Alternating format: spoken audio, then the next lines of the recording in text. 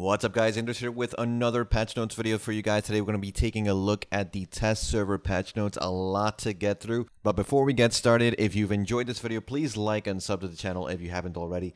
Every sub counts as we continue to grow. If you want to go the extra mile and support the channel, you can click on the join button below the video or my main channel to offer a monetary contribution to help keep the channel going. Every membership donation will give you some small perks and a personal thank you at the beginning of every video I make. Now, as for the test server patch notes, a lot to get through, like I said. So first, let's start with Sorceress Awakening. Violation now has 7% more PVE damage.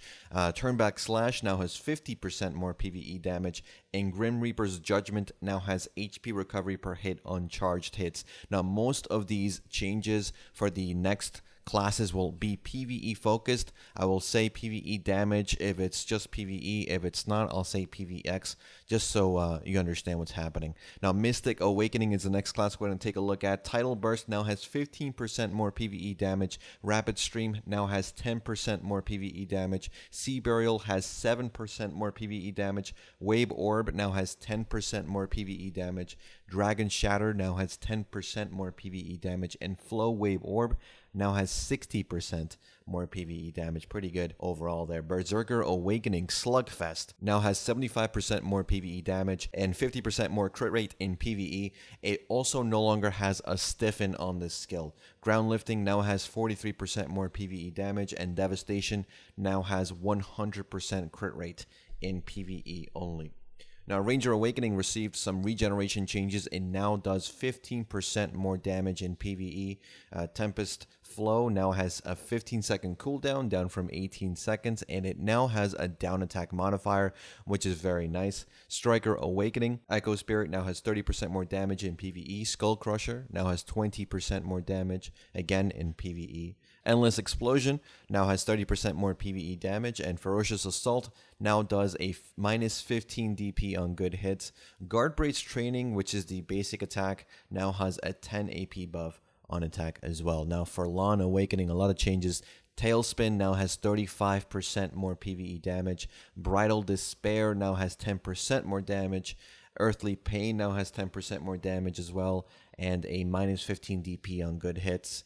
Flow Mangler now has 15% more PvE damage and an attack range increase, which is great.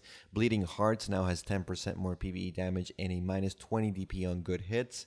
And Furor now has 10% more PvE damage. So overall, very good for Lawn Awakening. Dark Knight Awakening, Shuddering Darkness now has 15% more damage, again only in PvE. The Bombardment Flow now has 15% more PvE damage, but overall doesn't do much damage to begin with, so don't really see that being a big change. Root of Catastrophe now has 16% more PvE damage, and Twilight Dash has 12% more damage, again only in PvE. Spirit Legacy, also 15% more damage in PvE. So overall, pretty decent for Dark Knight, nothing crazy. Wizard Awakening, Aqua Gel now 10% more damage in PvE. Chilling Wave, only 5% more damage. Cataclysm now 10% more damage. Water Sphere, Hellfire, and Bolide of Destruction, all 10% more PvE damage as well for the Wizard. Musa Awakening, just one single change since they've already received a bunch of changes. That's Flow. Backflow now has a 100% crit rate in PvE. Now, Tamer, a lot of changes. Almost every single Awakening skill has been touched. Leaves Dropping now has increased movement distance, as well as the Flow Gust. Very good change. Beast Rampage now attacks all around the character, and it also does 50% crit at all levels, and has 7% more PVX damage. That means PvE and PvP. Now, Garuda now has 10% PvE damage. All-round Spinner, 50% more damage in PvE. Very, very good. Echo Pierce now has 5% more PvE damage. Legendary Beast Dance now has 10% more damage in PvE.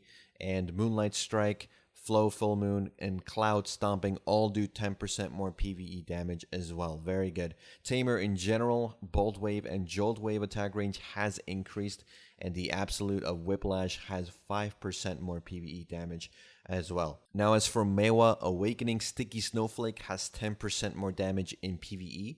Moonrise has 15% more damage in PvE and 30% crit rate in PvE now. Petal Bloom has 10% more damage in PvE, and New Year's Eve has 100% more damage in PvE. Now, Witch Awakening, Equilibrium Break, now 10% more PvE damage.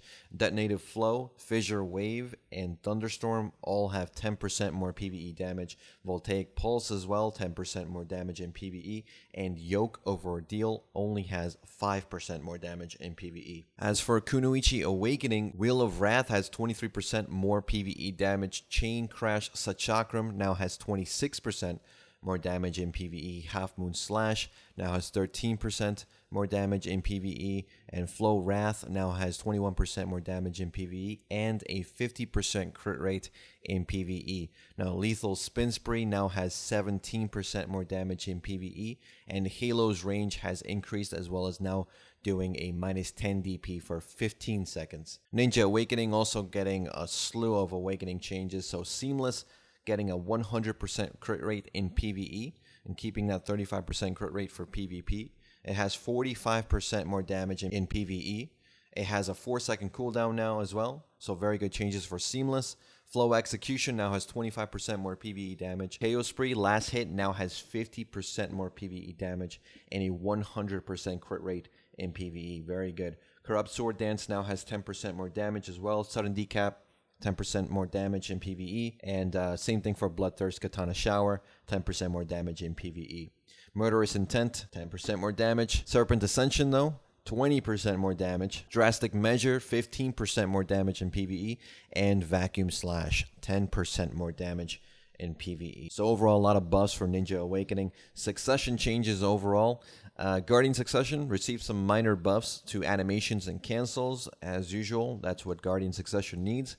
Mewa Succession received a Red Blade Indicator. Tamer Succession Bolt and Jolt damage range also increased, and Whiplash damage also increased as well. And we also have Mystic Succession. Consuming Shards will now grant some skills HP regen on hit effects on the next skill used. And they also had some animation improvements and combo cancel changes for the class. Now, as for split damage clarification, so they had an actual clarification on this test server patch note about what is going on with live servers, split damage, and what we're getting. So if you remember yesterday, I talked about split damage. So when you use a skill on a group of mobs, the damage is split. If the damage is 5,000 and there are 5 monsters, it will split to 1,000 each monster. Without split damage, you're doing 5,000 to each monster. Very good changes. However, we did not know that they were talking about specific skills and not just the entire kit. That was what the wording sounded like. That's what we were led to believe. A lot of people with the Musa split damage removal said Musa does so much damage after the change. Ninja, same thing. A lot of people are saying Ninja does so much more damage now that split damage is removed. Turns out it was all placebo. The only skills that were changed were pre-awakened skills, and even then, not really that great of skills. For example, Ranger, the one skill that got split damage removed, I kid you not, was a C-swap. So your C-swap no longer has a split damage, which if you play Ranger, you know makes no freaking sense. So it was a bit of a lazy move by them, and instead of saying these skills are no longer having split damage, they just said split damage has been removed on awakening skills or on main hand skills. They didn't specify which ones. We optimistically thought that they meant, oh, okay, so they're removing split damage, but no, that is not the case whatsoever. Split damage clarification has gone through, and we can see all the different skills. I will, link it down in the comments so you can see all the ones. Obviously, they're not completely translated, so a lot of them may be gibberish to you, but just to give you an idea of which skills actually have split damage and which skills don't. As for the rest of the test server patch note, we have contribution rental gear. That's new rental gear for CP that was added for Valencia. So main hand, I believe, is 112 AP. The awakening rental is 115 AP, and the gloves are 52 DP. So each piece is going to cost you 50 CP to rent. Not bad, I guess, for the seasoned servers or newer players who maybe don't have the Oasis gear anymore, something to use while they level up. There's also some Prodi cave changes. So they added a new mob called Shiny Seed Prodi. the shiny seed probably hides amongst monsters, and every time you kill it, it's going to evolve into a new form, and the evolved forms drop more loot. Sailing random repeatable quests also got buffed. Very good change, I think. Quests received from exploring islands now reward crow coins and Carrack materials. So when you explore islands, sometimes you get those repeatable quests, like barter 3 times, right? And it's only a contribution reward.